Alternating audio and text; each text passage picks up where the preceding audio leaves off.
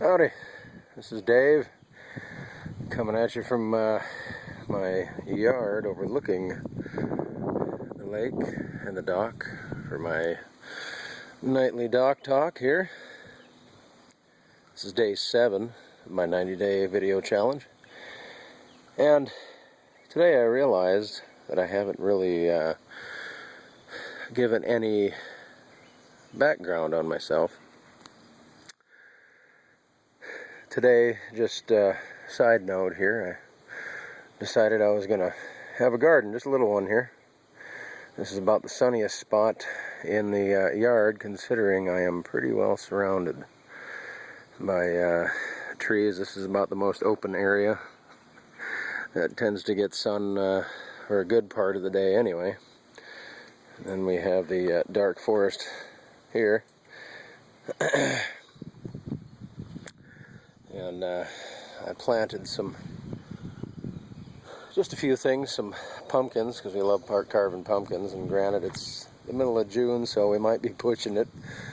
Maybe we'll have some small decorative pumpkins. I planted some green beans, some peas, and I might throw some herbs in there at some point, but you'll notice the string fence there, hoping that will keep number 1 mutt here, Abigail, and I don't know where Meatball is, my little terrier. Anyway, keep them out of there, because I noticed after that whole probably, I don't know, 18-foot long, 3-foot wide space there was hand dug by yours truly. I was tired of waiting for a friend of mine to bring his tiller. So I dug out the shovel, and then I dug up the fire pit, and then we got another one up there, and threw some ashes in there, because I've heard that ashes are good for the garden. And my wife works at a place babysitting where I might get a hold of some good manure, and maybe we'll throw some of that in there, not sure just yet. But at any rate, just wanted to give you kind of a brief background on myself. I grew up in kind of halfway between Crookston, Minnesota and Tacoma, Washington. My folks split up when I was younger, and I was born in the Tacoma area, and then we moved to, me and my mom and my brother moved out to Crookston, Minnesota, a bit, about, probably 100 miles to the northwest of here. And where I lived till I was 12 and went to Catholic school there. And then went back to Washington with my dad when I was 12 or so, because I was getting in too much trouble at school. Long story short, I was the fat kid, and kind of still am. got teased, and I didn't catch them very often, but when I did, I got myself in trouble by beating them up. And so graduated high school out, and went to junior high and high school out in Tacoma. And then after that, during summers, I'd come back out to Minnesota to visit my mom, and whereupon I met my ex-wife, who has now actually passed on here a couple years ago through some health complications. But she bore me 2 great kids, and couldn't ask for more. And in a lot of ways, I think we got along much better after we were divorced, as sometimes it goes. I then attended college in the Crookston in Crookston. Went to the University of Minnesota. I got a degree in natural resource management at first, Well, it was a 2-year degree, and then they switched to a 4-year system. And since I'd been working in it for quite some time at that point, I decided to jump into hotel restaurant management because the business of natural resource management tended to be seasonal unless you had at least a master's or a doctorate, and you had to move around, and that just wasn't going to fly with the ex and new family and all. Bugs, excuse me. And speaking of bugs, looks like our friendly neighborhood spider has made a web between here and there, and she's weaving away, hoping to catch a few of the said bugs. I don't know. Yeah. Anyway, and so after I was done with college, I moved up and with the family, and we worked up on Lake of the Woods, on way far northern Minnesota, right on the border, where I was a kitchen manager for about a year or so, and then a lot of things happened, and living up in the boonies just wasn't up my ex's alley, so we moved to the Fargo-Moorhead area, Fargo being the North Dakota side, Moorhead being the Minnesota side, and kind of twin cities across the river from one another. And there we made our life, and actually lived there from '96 until just this last winter when I moved out here. Split up back in 2000, and during that time I was working as a restaurant manager, chef, did a lot of odd jobs in between. I've driven truck off and on for 20 some years, but professionally for the last 7. And then after the divorce in 2000, I a couple months later met I wasn't even really looking anymore. Met my current wife, Beth, and met her online. Funny thing, I should be working online now. But, a lot of people have their doubts about how online relationships can work, and I had a few real winners in between my ex and my current wife. Yes. Dogs are patrolling.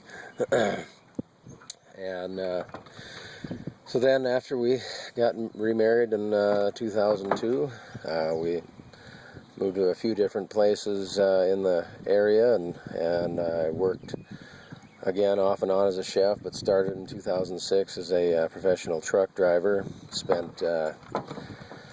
Spent a year locally working a company that hauled sugar beets, a local agricultural product, if you're not familiar, where I got my Class A license. And then I decided, well, I didn't really decide, I guess it kind of fell upon me that what paid better was over the road, even though I didn't really want to and the kids were young. I went and drove over the road for the most part, 4 years actually, but I did get to take the wife and my kids, my mother,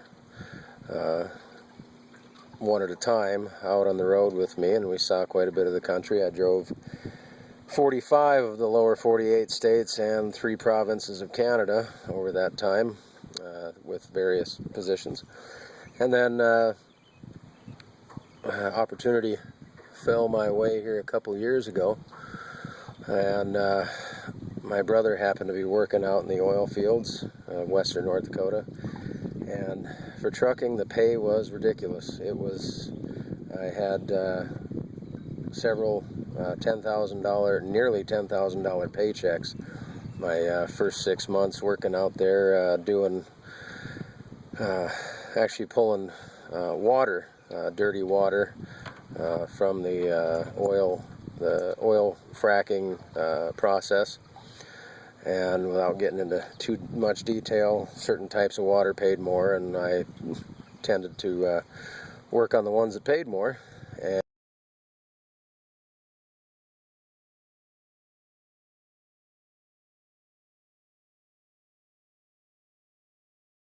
the other videos on my channel, you'll notice back before I left the oil fields there, I did several videos from the oil well sites, and I tried to explain to folks, even though my former employer didn't see it that way, that things aren't as good as people would think working in the oil fields.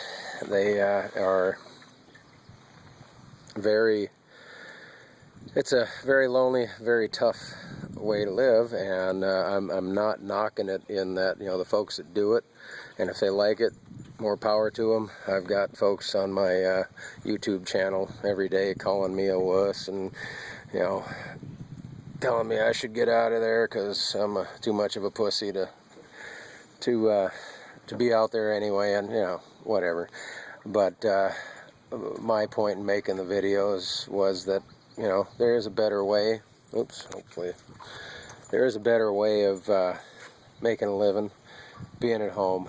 And if you've watched any of my videos, or even if this is your first one, you'll see links below it that will inform you on the business that my wife and I are in online, and have earned a significant amount. And since February of this year, we started bringing in some money, and since then we've made upwards of about $6,000, and that's nothing to